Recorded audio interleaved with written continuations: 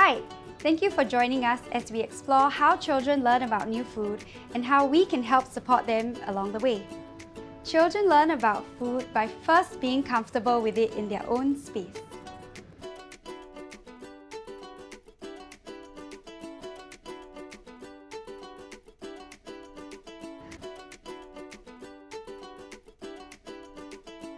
A great way to start is by including them in family meals. Repeated and early exposure to new and non-preferred foods is beneficial for preschoolers as it builds up their knowledge and familiarity with family foods they do not feel comfortable eating. Accepting a new food item is a journey, and it can take up to 10 to 20 presentations of the new food on separate occasions before they might progress from licking and nibbling to biting.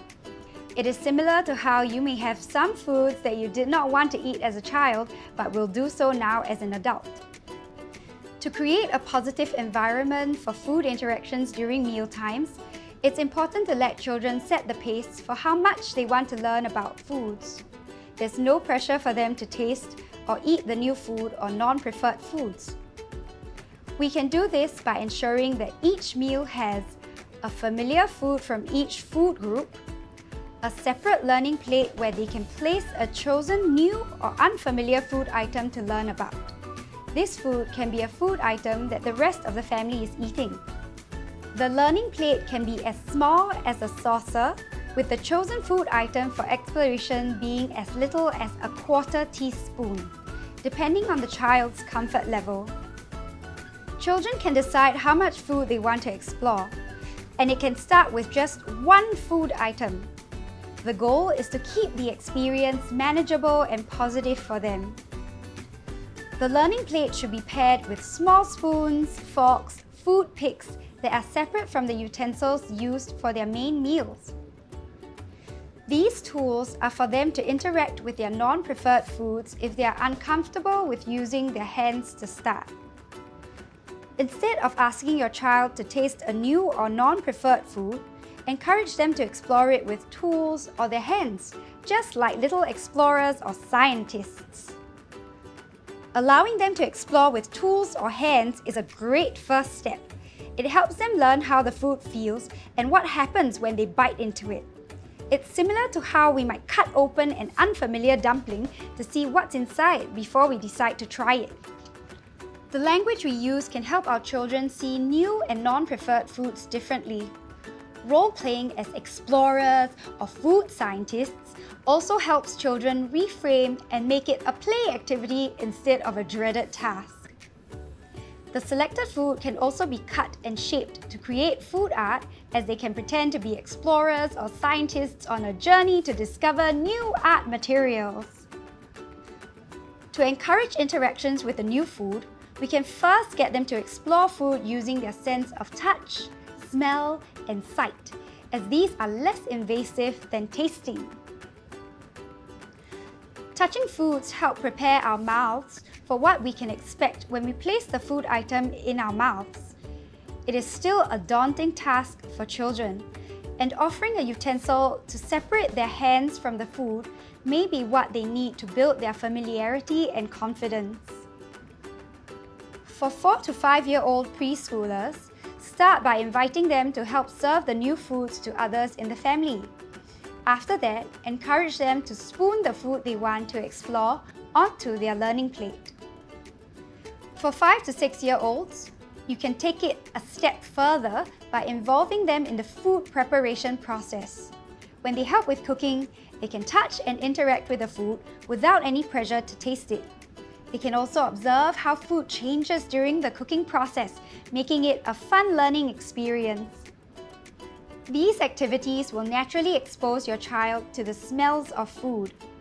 Since food smells offer clues about how the food might taste, frequent exposure to these scents can help build familiarity and reduce anxiety around new or non-preferred foods. This helps them feel more confident and ready to taste the food when they're ready. For 4 to 5-year-old preschoolers, you can poke the food with a food stick or fork and invite them to smell it like a flower. If your child knows some describing words, encourage them to describe the smell, adding another layer of engagement and learning. For 5 to 6-year-old preschoolers, start conversations by describing the food smells together. Keeping with the scientist theme, use words like big, strong, sharp, or soft to describe the scents. If your child says the food smells yucky, you can respond by saying, "I see you don't like this smell. We can say it has a strong smell." When modeling descriptive words, it's important to avoid using negative terms like yucky or smelly, as it can influence how they feel about the food. Instead, focus on neutral or positive descriptions to help them engage with the food in a more open-minded way. The learning plate helps with interactions with new or non-preferred foods by presenting them in small amounts or individually. This reduces the amount of visual information sent to the brain, making the food feel less overwhelming. By focusing on just one piece of food at a time, it becomes easier for the child to explore and learn about it without feeling too much pressure. For the 4 to 5-year-old preschoolers, you can get them involved in separating complex dishes into color groups on their learning plate. By deconstructing the dish, they can see the individual ingredients better, and this gives them more control over which ingredient they want to explore. For the 5 to 6-year-old preschoolers, you can invite them to move beyond deconstructing the dish and encourage them to put on their scientist hats and find ways to mix and match the separated ingredients, such as sandwiching the new food between two foods they like. It can take anywhere from a few days to a few months or even years for some children to feel confident interacting with certain foods at the dining table. Every child is different, and their journey with food exploration will unfold at their own pace. Patience and consistent exposure are key. These strategies are intended to give your child a positive sensory experience, helping them learn about new foods at their own pace and comfort level. The key is to keep mealtimes engaging and fun. However, there will be times when these activities might not be possible. On those days, mealtime conversations can shift to topics like how the individual ingredients were grown, made, and changed during the food preparation, or books and videos that they've read or watched that talk about food, or new foods that adult family members have recently tried and how they felt when they tried them. These discussions help keep the focus on food in a relaxed and engaging way, while fostering curiosity and a positive relationship with new foods.